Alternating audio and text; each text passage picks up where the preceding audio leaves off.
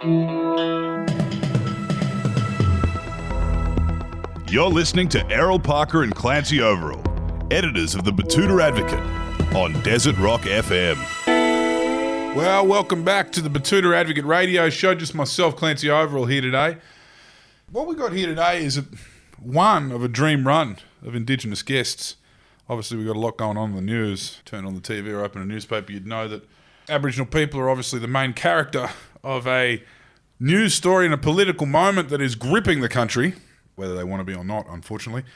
And that's, resulted in a two-part episode that we did with Thomas Mayo, the MUA union delegate who's involved in the Uluru Dialogue and the Voice to Parliament campaign. And we're also hoping to talk to some of the representatives from the Queensland Black No and hear their side of things. But yes, it all is an overwhelming news cycle, and I feel sorry for the Aboriginal people in the centre of this, like a tug of war, which is why it is such great news that we have the ultimate circuit breaker for the Aboriginal community coming up. Same weekend as the NRL Grand Final, the Koori Knockout. I don't think anyone will be talking about politics on the sideline unless it's directly related to the politics involved in selecting sides and who's from who and who's playing for who. Thank you for joining us today, Dean Widders. Yeah, mate, politics is what it's all about with the football, I tell you. You go up there, there's plenty of arguments at dinner tables about who's in what team and should they be allowed to play and why is Latrell Mitchell not playing with his mob. We have all of it, and it's certainly something that we call it knockout fever. Mm-hmm. And a lot of the Aboriginal community in New South Wales, they get it come September all the way through, and they ride it all the way to the big one in October, and it's certainly an exciting time. It's an interesting one, isn't it? It's a record breaker, this carnival. What are the stats there? It's the biggest independent rugby league. Been going for over 51, 52 years now. Yeah. It started a long time ago with 6 or 7 teams down here in Erskineville. Yep. And it's grown now to, it's probably the largest rugby league event in the world.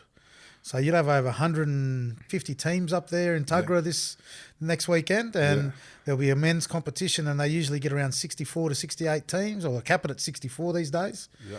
And it's huge. You'll have, I think it's the only sporting event you can go to in the world where a world champion could play against someone who doesn't even play a sport regularly. You won't see that happen anymore. Yeah, for sure. Yeah, it's something about the Aboriginal community with these exhibition matches too. It's the same with the Indigenous All-Stars in the NRL. In what other competition in the world are these blokes going to risk an injury before the season's even started to play with their mob? Yeah, and I think it just comes down to how much rugby league means to our communities and what impact and influence rugby league and its players can have on the Indigenous community. Yep. So we love our football, and it makes a difference to our communities. It brings people together and gives us a voice, and it's something that we're just really passionate about. Now, I want us to talk about that there because, Dean, you are a decorated former footballer of the NRL, Rabbitohs legend, Parramatta legend, bit of time in England as well. Yeah, 3 years over there in the cold at Castleford. Loved it over there. Yeah. And, of course, all your club stuff and all your family stuff. Can you tell us about your earliest memories of rugby league football as a young Koori lad out New England way? Yeah, so I grew up in Armidale. Yeah. And I grew up in Armidale. I was born at the time that the local Indigenous rugby league players couldn't get a run with the teams in town. Jeez, they must have been ordinary. So the teams in town must have been ordinary. Well, they'd play... The stories go that they'd play all year and get them into the finals, and then when they get into the finals, they'd all get dropped and couldn't get a game in the grand finals. Right. So they formed their own team, the Narwin Eels. Right. The Aboriginal community in Armidale is that passionate about the Narwin Eels, and it comes from our tribal, the Anawin people. So it comes from our tribe, the Narwin Eels, and they formed their own team. And then this team became so successful in Armidale that it helped overcome racism. And this is around the same time that I was born, and it brought the Aboriginal community together in Armidale. So I saw the difference that rugby league could make to a community at a young age. Yeah. And I grew up just passionate about it. And then the Koori Knockout was what Narwin would play in, and every year we'd go down in October to They're see still my playing? Dad. Yeah, they're still playing. Yep. Still one of the most successful teams in the knockout. When was the last time you threw on a jersey? Last year. Can you believe it? There's a funny story too, because my team, NRLW team last year, Parra, we made the grand final. So we had the captain's run on the Saturday, and then I whipped down to Nowra straight after the captain's run, got down there, played my game, and then drove straight back so I could be ready for the NRLW grand final. So I got my game in last year, just had one. That's knockout fever. Yeah, but I got to throw the boots away this year. I won't be playing this year, but I'll be commentating with NITV up there this year, looking forward to that. That's okay. You're on the panel now. Yeah, so doing the commentary with NITV, and it's been fantastic. I think when you look at the knockout, it was run for so long as just community groups and community teams getting together and running it. Then NITV came on board and broadcast it to the rest of the community. I remember when that happened. I remember there was a moment, there was a before and after of the NITV coverage, wasn't it? You'd always hear yarns about the knockout. All of a sudden, you're watching it. Everyone was watching it. And it's just grown off the back of it now. And it's forced the professionalism of the event to come up heaps, And I'll be in the commentary, and I love nothing better to go there and watch all the young talent that's coming through and to hopefully be a voice for those young footballers and the communities they're from, and talk about blackfella football and the teams and the background and the history of the teams and the clubs. And let people know, let the wider audience know about it. And everyone tunes into the NITV broadcast because it's the Monday after the grand finals, the finals. Yeah. And obviously we'll broadcast all weekend up there next week in Tuggerah. But everyone, you've watched the grand final the night before. The next day you're still looking for a bit of footy. Yeah. You can tune in. And last year the audience got to watch Latrell Mitchell and play in the grand final of the Koori Knockout. Yeah, so, it was the first time we saw what will now be the combination that makes up the Rabbitohs. We saw Whiten. We saw Cody and we saw Latrell all playing. Yeah, so the big names will be there again. And, Cody just played in a knockout out at Walgett on the weekend with Georgie Rose. So, but the boys love it. And I know even as an NRL player myself, I could not wait to go back and play in a knockout every year. It's funny, and you talk to Georgie Rose about that. I've talked to many athletes about it. There's a few milestones in a footballer's career, right? There's a premiership. There's the crown jewels that you'd hope to achieve as an NRL footballer. Premiership's one of them, an Origin start's one of them, and winning an Origin's one of them.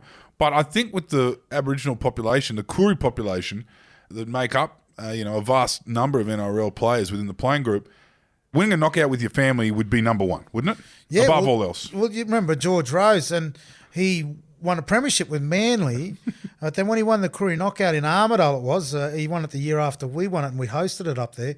He said on the footage of the NITV, it's the best moment I've ever had in rugby league. It's the best thing I've ever achieved. He was that pumped about it and gave it everything that weekend, Georgie. But it is that special to us because we play with our communities, we play with our families, all the brothers that we grow up with, and to win one is fathers and sons. Special. That's a big one. Being able to play with your son, Yeah, well, I did both. I played with my father in my first ever Koori Knockout.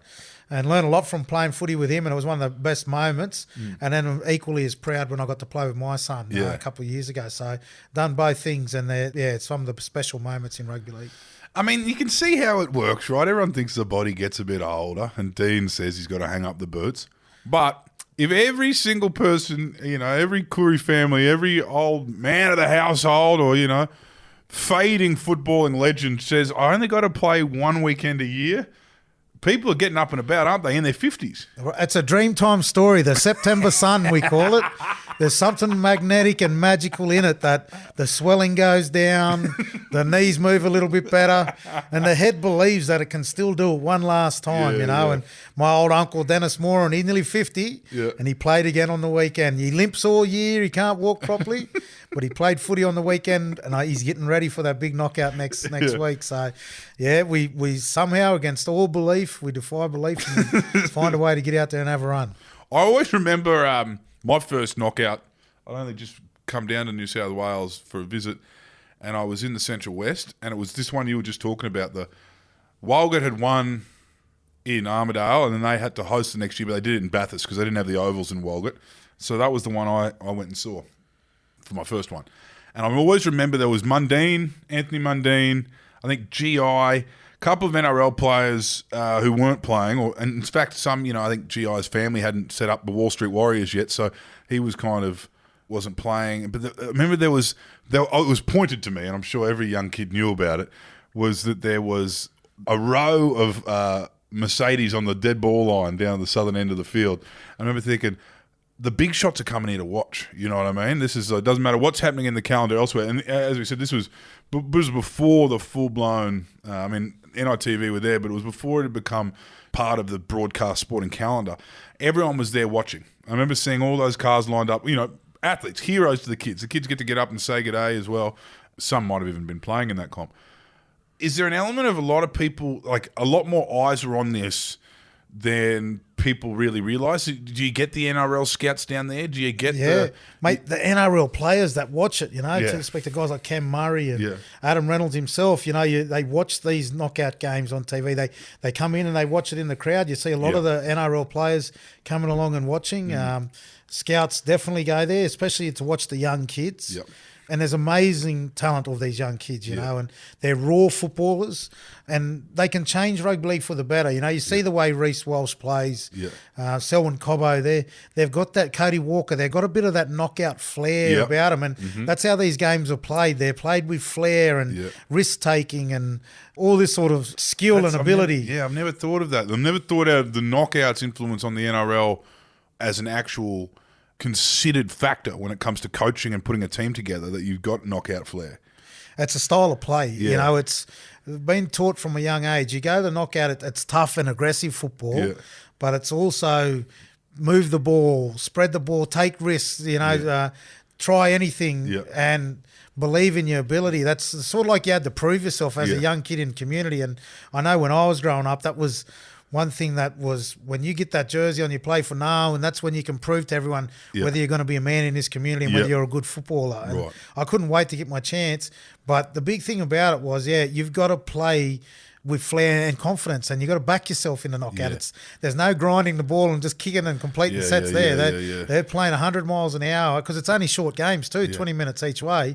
So it's virtually, let's go out there and just get points on the board. No one wants to go in there and be patient and wait. They just come at you 100 miles an hour. And the skill and the flair and the ability of some of these young kids. To do it in front of your grandmother, to do it in front of your aunties, to do it in front of your family, and potentially have a moment as a young man, when things, or a young woman as well, we've got all kinds of categories, but I think we're talking about, so when you were playing, it would have just been open men's, right? Yes. Open men's.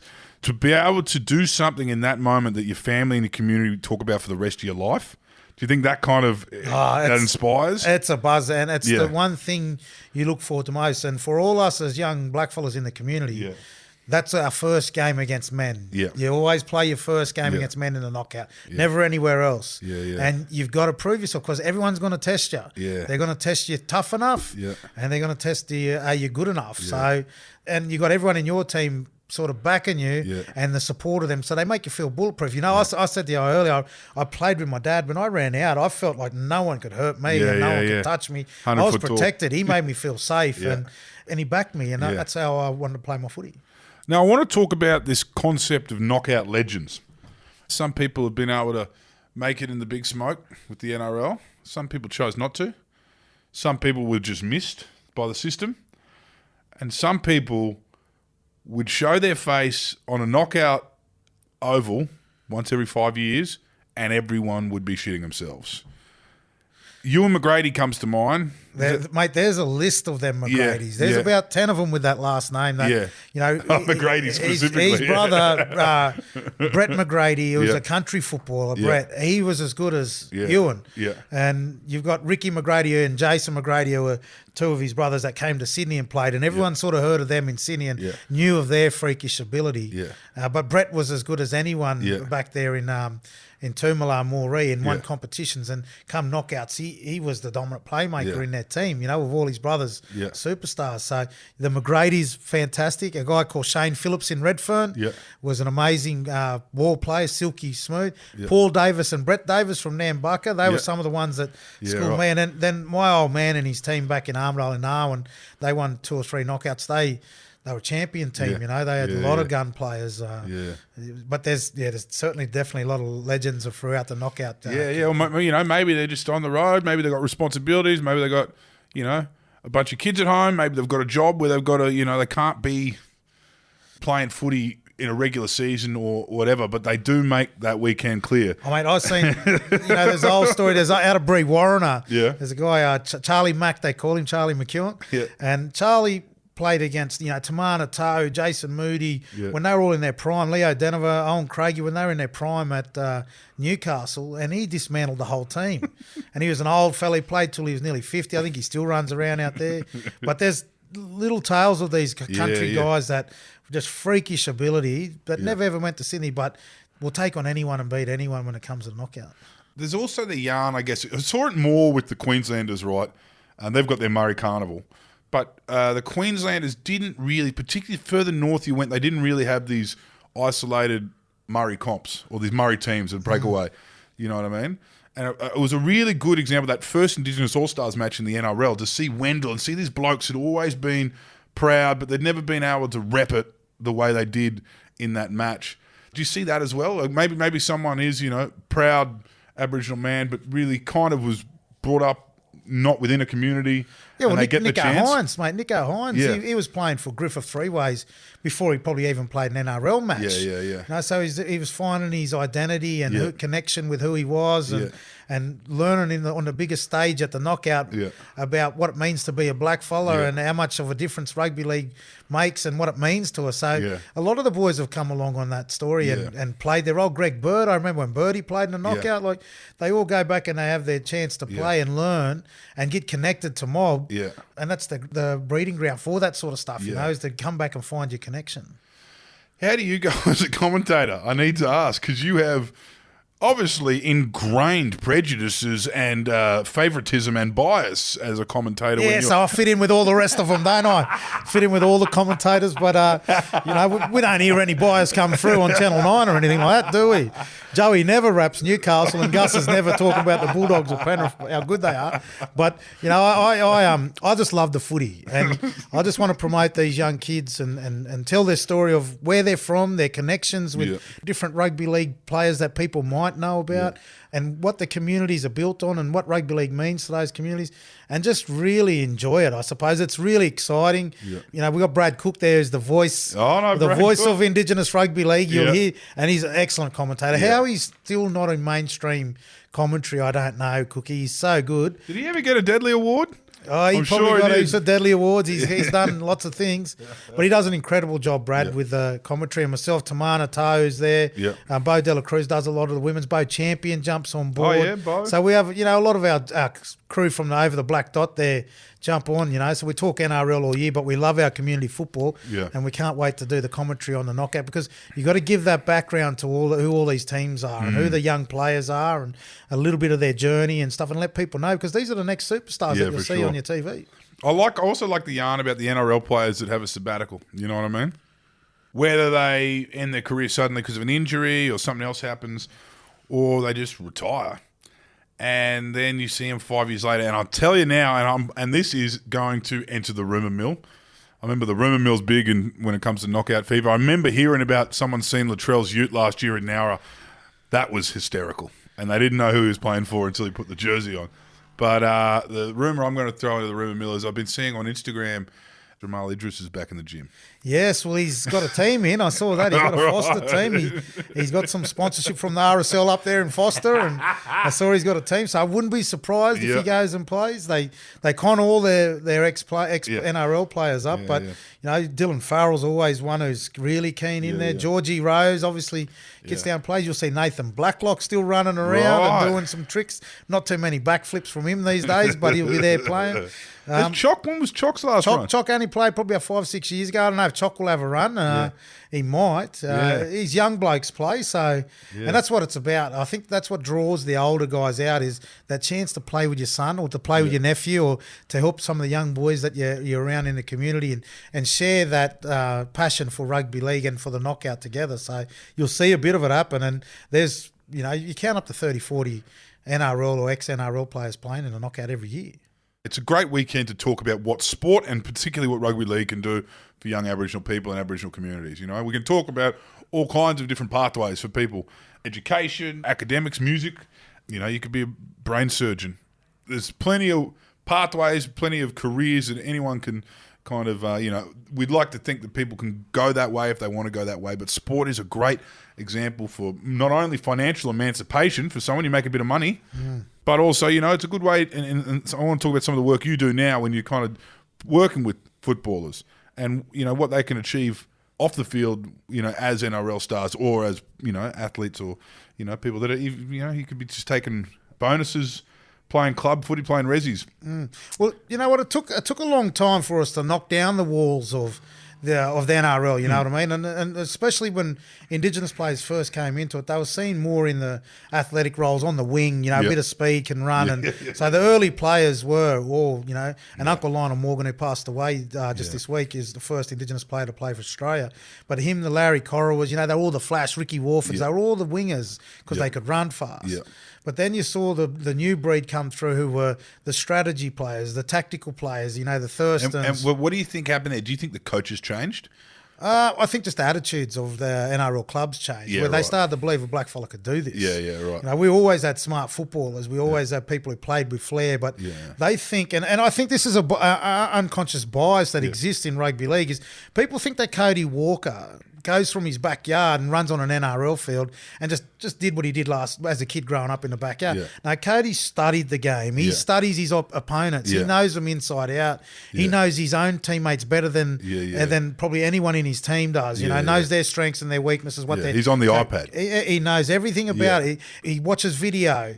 He knows the ins and outs of the styles of play. So, a bit like the black quarterback stigma in America. You know what I mean? And it's the same with some of our players. Josh Addo-Carr's another one. People think, he can run fast because he ran fast as a kid. You can't run that fast just because you're fast as a kid. I was fast as a kid. I don't have that speed. Josh went and did athletics training. He's working. He works hard in the gym. He works hard on his body. He's very disciplined, and that's why you see him run as fast as he did. And I think sometimes that stigma stayed around for a long time. That credit wasn't given. So it's the natural talent.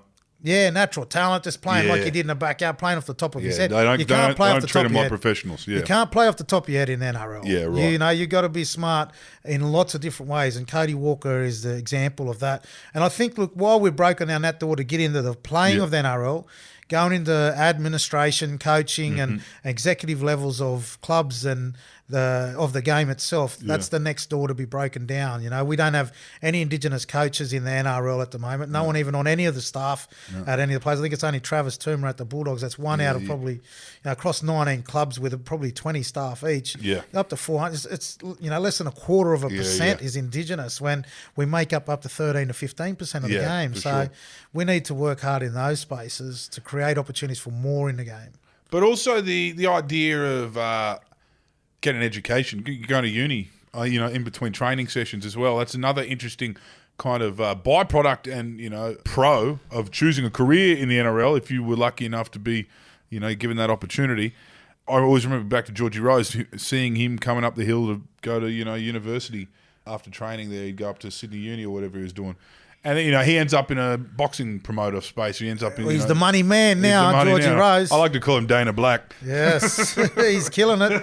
Big Georgie. But, plan A off the field. Those things, that's changed. I mean, just across the board for athletes, I reckon, and footballers, black and white, over the last 10 years, people thinking you can think about when this ends while you're playing. Well, I always say to players, 2 plan A's. Plan A on the field and a plan A off the field. Not a backup plan, which used to be spoken about a long time. Have a backup plan just in case.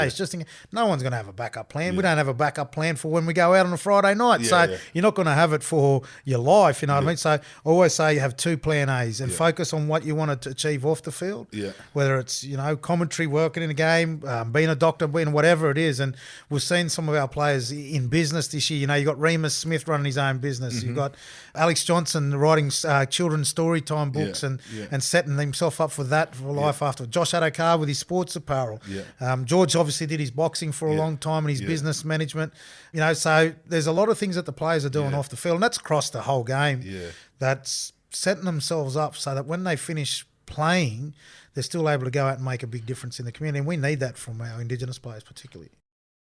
So you're thinking about this and you're working in this for the NRL, particularly working with players. You're working with players. All the top players, How do you explain to them the bright lights? I mean, we're talking about Knockout here is a great place for a young person to start. It's a great place for you to fall in love with football. It's a great place for you to follow that avenue to become a footballer, a professional footballer. But that's the Knockout. It's community. It's safe, right? And you were talking about your first start there, up there in Armidale.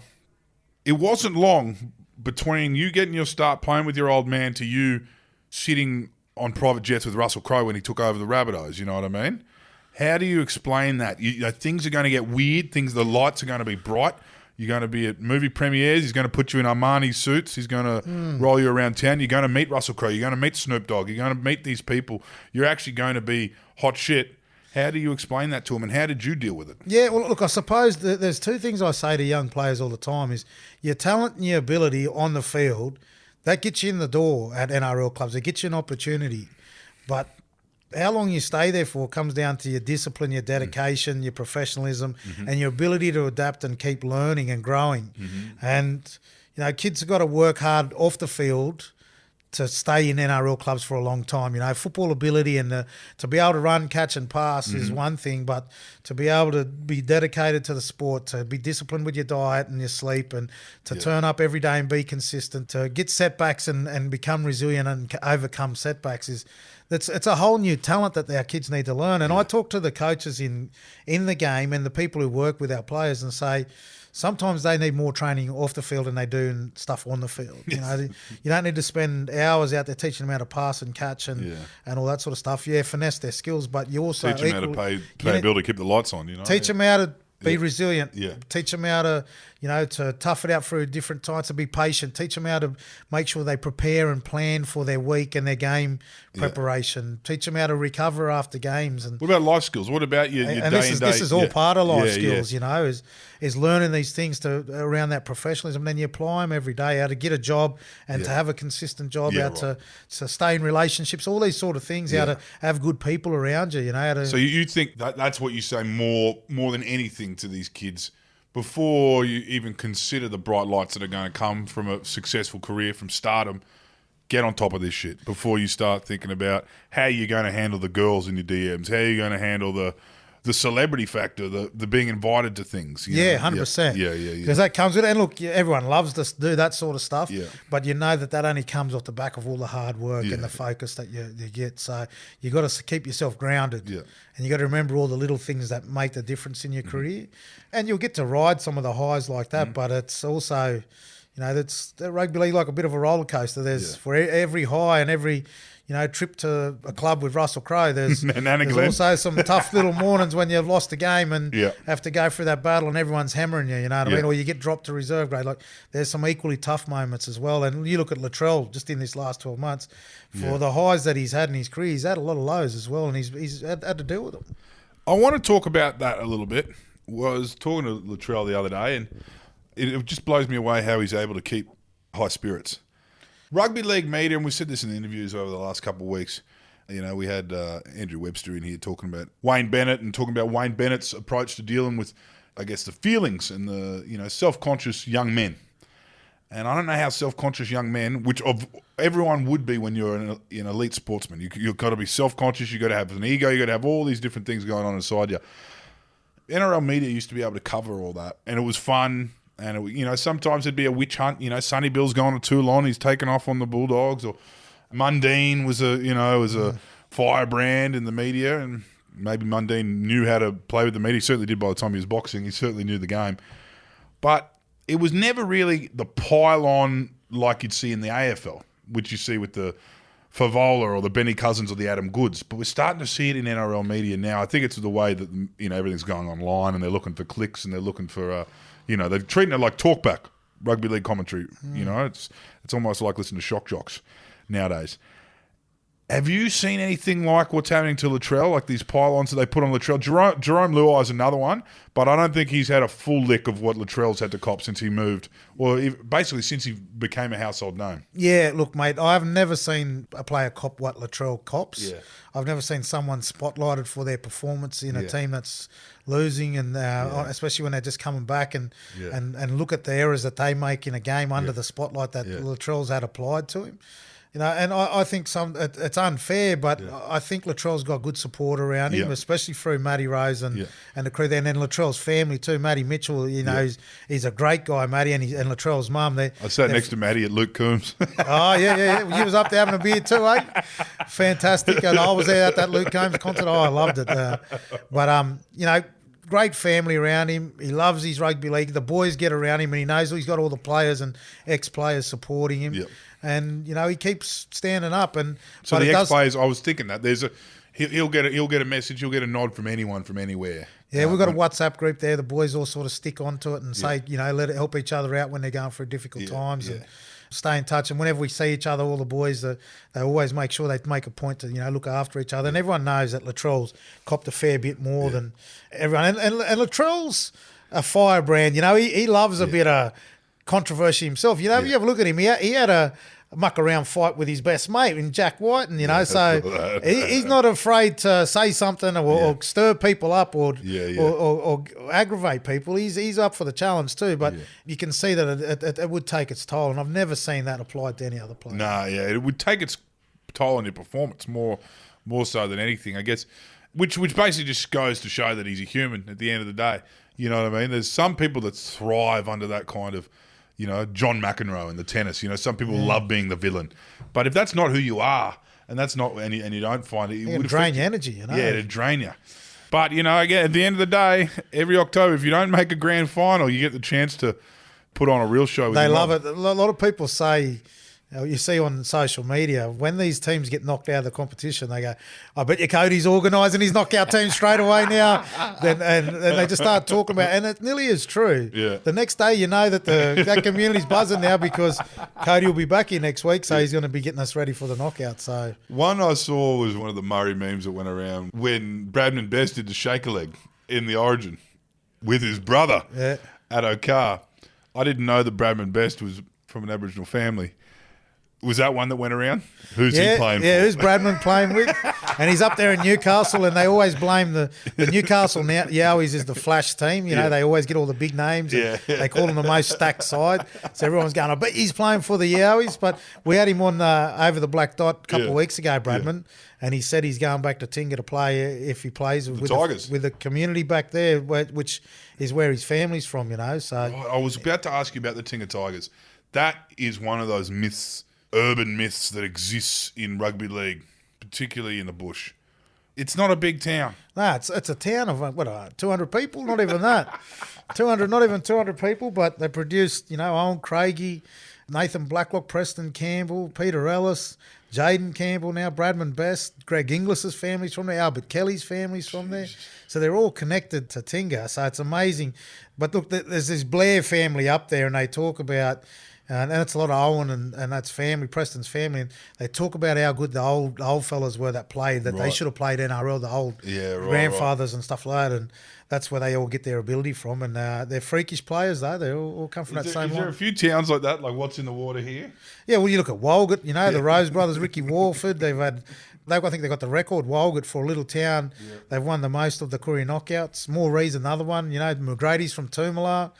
Oh, every town's got their star players, man. They've got their abilities and they've got their family names that, up in Armidale, it's probably the Widderses, the Morans, been big names for a long time up there, produced a lot of footballers. So. We got Walkers as well. I mean, what's that? Not exactly Northern Rivers, but, with Cody's family. Casino that way. Yeah. Donnie Walker. Yeah. There was a lot of them, a whole heap of Walkers up there. Tabulum, they were fantastic footballers, and geez, they were a good, pretty team to watch. Tabulum, always a tough team, but just knew how to throw the football around. And Cody, that's where his family's all from. So, is there any untouched surface of New South Wales? Broken Hill and Menindee had a team in it. Menindee's had a team. That's what I'm wondering. You can just look, Wilcannia. You can't go further than that. They've had a team in the knockout. You can go down to the border and Albury. I was thinking those kind of ones. They have teams. They come. And I was at Victoria and Wodonga there one time, and they were telling me about different sides that played in a knockout from Victoria that crossed the border and come and play. So rugby league reaches a long way. You go all the way to the north. You'll have Mungandai, all them border towns, Colorado, Burke, Brewarrina, all the way out to Menindee and Wilcannia, Broken Hill. They all come to the knockout at some stage. They've all because I was thinking that with the South Coast, right? They won 2019, South Coast Cockatoos, and that was going to be the 50-year anniversary. They got to host 2020. Obviously, COVID pushed it back a couple of years.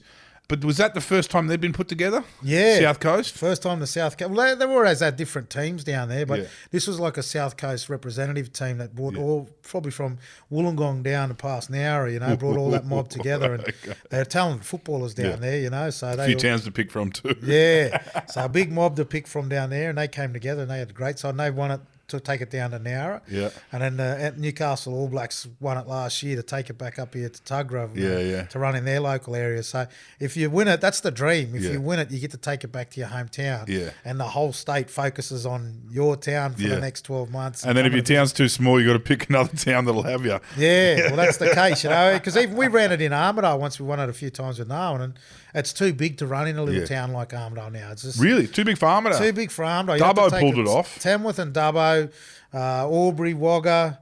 Tuggerah's massive. The complex they got up there is excellent. The facilities are brilliant. Yeah. Now it's struggled because it was so small. It was a big ask for them down there. People had to stay all the way back up to virtually. Some people stayed in Sydney and drove down there. It was just the accommodation you need. Books out for hundreds of kilometres in all directions. So Newcastle's hosted a fair few now. Like you said, Bathurst and Dubbo. Dubbo's the really good spot for it. It's been tremendous every time it's been in Dubbo. I need to ask now. I've asked plenty of questions for the layman sitting at home that knows about the knockout but doesn't really know the go. But now I'm someone who's been watching it for 10 years. There's questions I need answered as just a humble white fella. Can you explain these memorial teams to me? Explain to me the types of teams. Obviously, you've got your mob, you've got your team. So you'll have the big community teams like, the Moree Boomerangs, the Redfern All Blacks, Laparoos, Panthers, Narwhal Eels. They've been there for a long, long time. They'll be there. Walgett, they'll be there again year after year. They've been there for nearly the whole 50 years. They'll be there for the next 50. They just keep wanting to play those communities.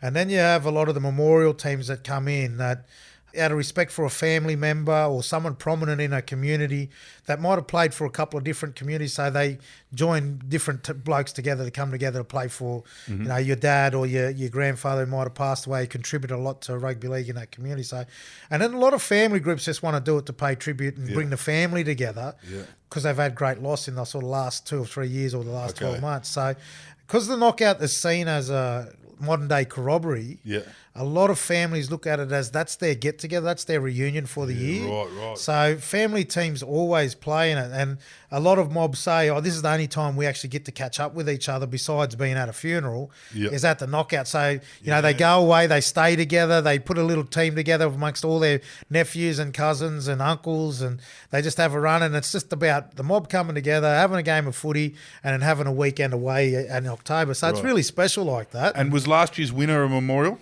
No, last year's winner was Newcastle All Blacks, and they did have a memorial for their pop. Their pop was a prominent man up there in the Newcastle community, Bill Smith, and the team. He did a lot for that team over 30, 40 years. But it wasn't an official memorial. And a lot of his grandsons and his sons were sort of running it, so they played respect to him. But it wasn't an official memorial team, but it's a club playing tribute to someone. Yeah, so I saw the memorial teams. I saw a lot of shirts, of people that have passed away, and you put together a team. Do they stick around for long, or is that more of a one-off Most thing? of them one-off, Most of them will have a one-off and play together and enjoy that and pay that respects, and then that's usually when it stops, just after that 1 year. And then I saw another one where it's like a mission, like a particular, not so much a town or a community or a mob.